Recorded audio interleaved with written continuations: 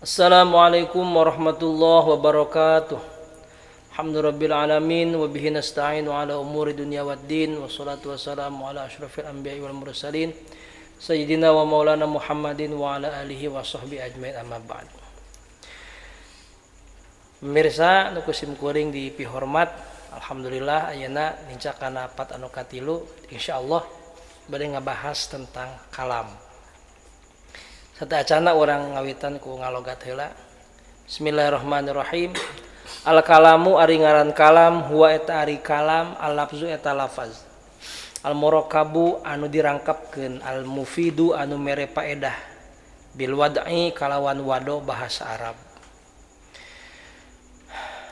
Anu disebat ku kalam teh yakni majtama'a fihi quyudul arba'ah. Yakni perkara anu kumpul kayit anu opat. Urang disatarabaskeun heula sakantenan kin aya sababaraha tambihan.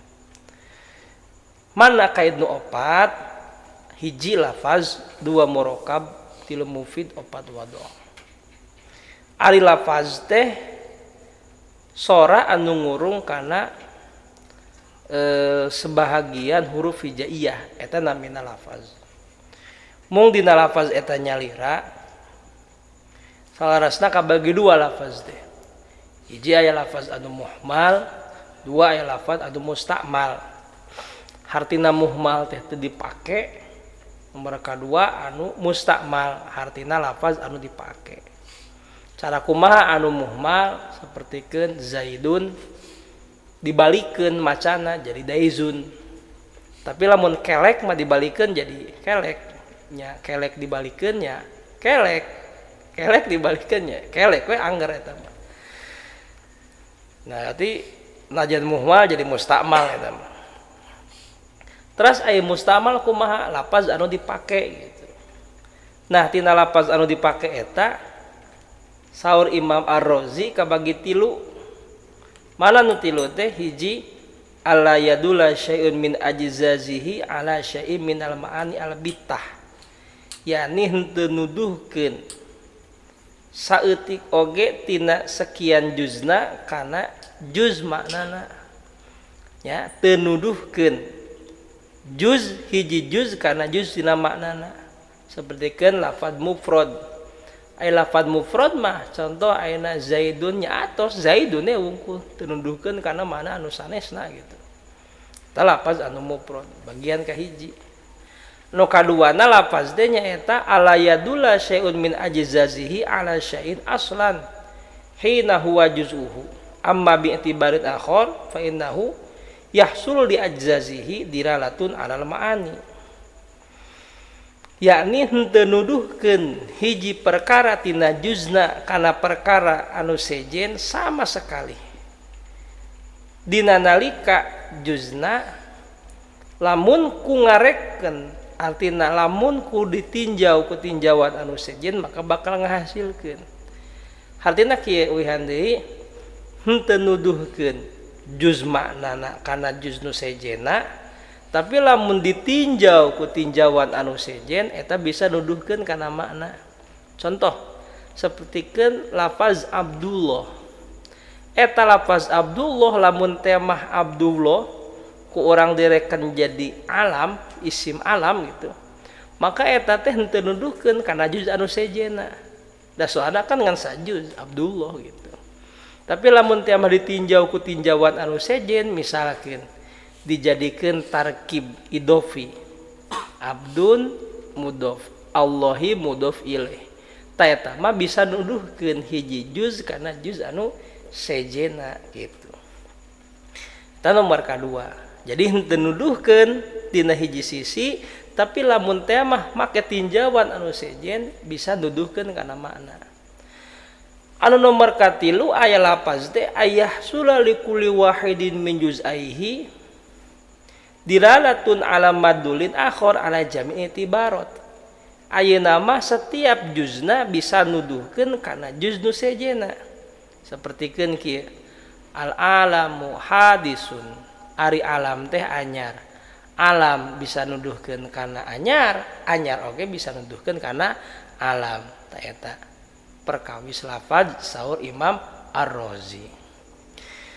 Anu kaduana komponen tina kalam teh ayana murakkab. Kumaha murakkab?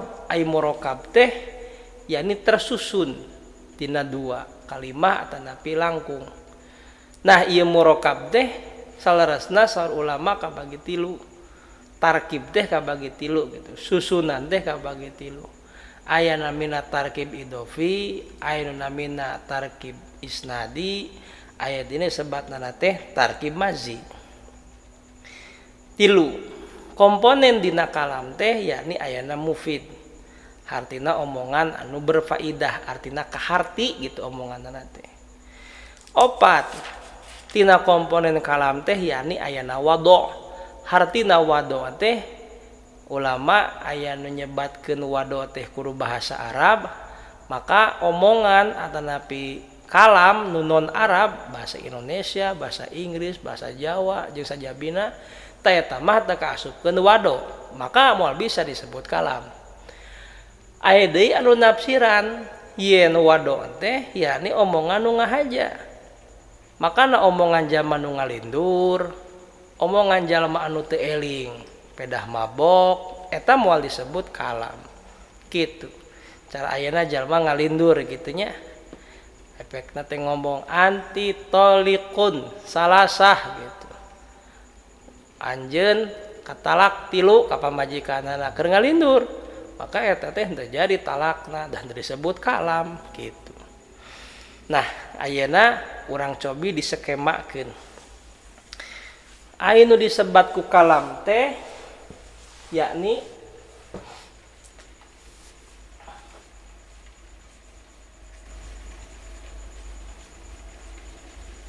majtama'a fihi quyudul arba'ati, perkara anu kumpul kaid nu opat. Mana nu opat? Hiji lafaz, dua murakkab, tilu mufid, opat wado. Pun ayeuna urang rinci hiji-hiji naon anu disebut ku lafaz. Ari lafaz teh yakni as-sautul mustamilu ala ba'di hurufil hijaiyati.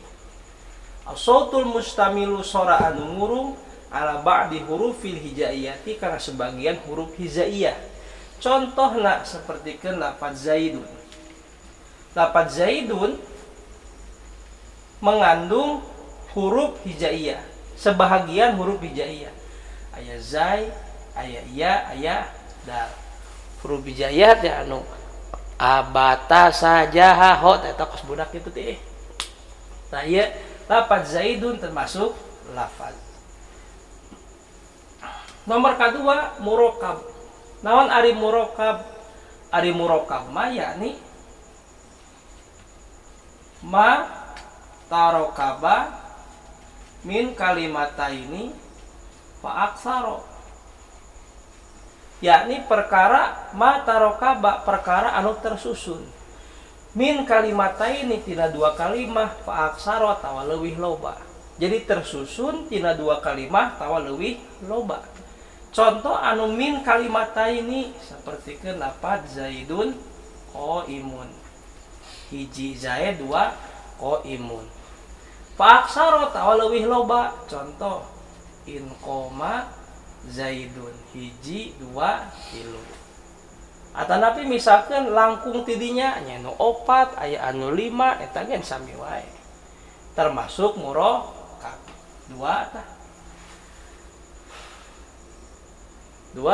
Ngan tapi ieu murakkab teh kabagi tilu tarkibnya. Tarkib teh kabagi tilu. Hiji aya tarkib idofi, dua aya tarkib isnadi, tilu aya tarkib mazi. Nah, kieu. Tarkib idofi sapertikeun contohna teh lafaz gulamu zaidin. Tarkib isnadi contohna sapertikeun koma zaidun. Tarkib mazi contohna sapertikeun lapan ba'labaka. Nah, anu dimaksud ku murokab di dieu mah nu kadua ieu yakni tarkib isnadi. Maksudna isnadi teh kumaha? Aya istilah ayeuna musnad, musnad ilaih gitu. Istilahna teh. Istilahna teh aya musnad sareng musnad ilaih. Lamun teh mah dina adegan mubtada khobar, mubtada plus khobar. Contoh sapertikeun lafaz zaidun qaimun. Berarti zaidun jadi musnad, qaimun jadi musnad ilaih. Dina adegan mubtada khobar. Lamun dina adegan fiil jeung fa'il katinggal dibalikeun. Gitu, tinggal dibalikeun. Kumaha maksudna dibalikeun? Mana? Contoh sapertikeun koma zaidun. Berarti zaidun jadi musnad, koma jadi musnad ilaih. Gitu. Ieu contoh nanti jadi zaidun qaimun. Contoh jadina. Ieu jadi koma zaidun. Gitu wihandi lamun dina musnad musnad ilaih, lamun dina mubtada khobar contoh zaidun qaimun nu jadi musnadna zaidun, anu jadi musnad ilaihna qaimun khobarna. Lamun dina adegan fi'il jeung fa'il contoh qoma zaidun anu jadi musnadna zaidun, anu jadi musnad ilaihna qoma. Peun eta dua murokab. Nu katilu mufid. Naon anu disebat mufid? Ai mufid teh ma afada faidatan yahsunu sukutu mina mutakallimi wasami'i alaiha. Ma afada faidatan, sesuatu anu mere hiji faidah, hartina teh memberikan pengertian. Nu mana yahsunu sukutu minal mutakalimi wasami alaiha, anu ngadenge alus repehna, anu ngajelaskeun oge alus repehna. Maksudna kumaha? Nu ngomong teu kudu ngajelaskeun deui, anu ngadenge teu kudu nanyakeun deui. Contoh kieu, simkuring ngobrol, ai si Jaed geus aya apa acan sakeun. Cik simkuring teh naros, ai si Jaed geus aya apa acan gitu. Nah, kari-kari ayeuna nembalan Jaed.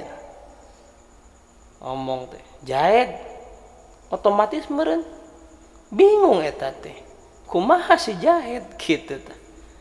Kumaha si Jaed gitu. Tapi langsung we kieu lah nyarios teh. Jaed.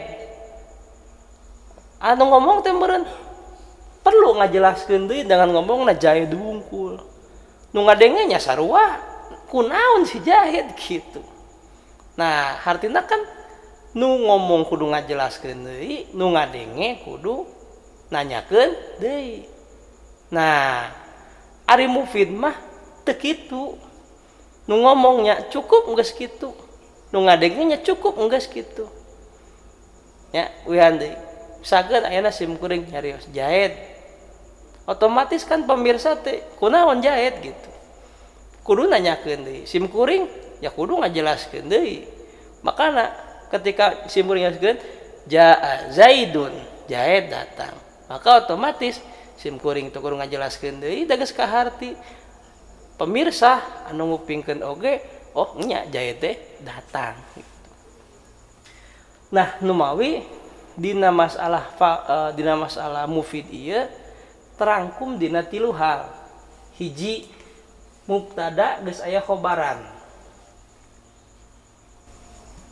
Mubtada geus aya khobar. Contoh lafaz Zaidun qaimun. Zaidun ari ki Zaid qaimun eta anu nangtung. fiil geus aya fa'ilan. Contoh sependapat koma zaidun. Koma geus nangtung sa zaidun ki zaid. Terus syarat geus aya jawaban. Geus aya jawab.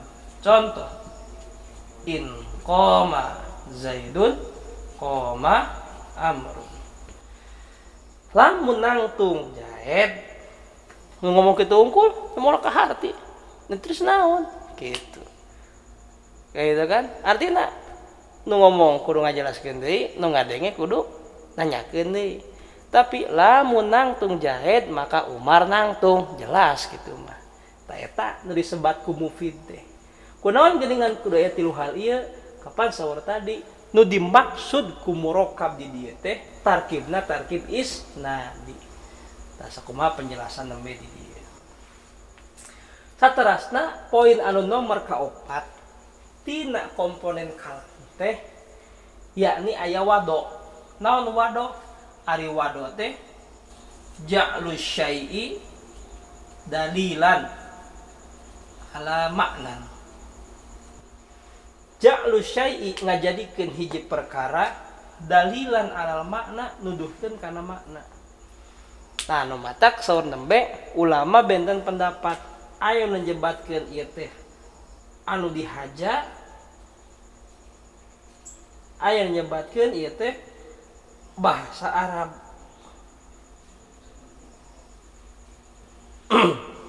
Maksudna anu dihaja omongan teh dihaja, nu ngalindur mah moal disebut kalam.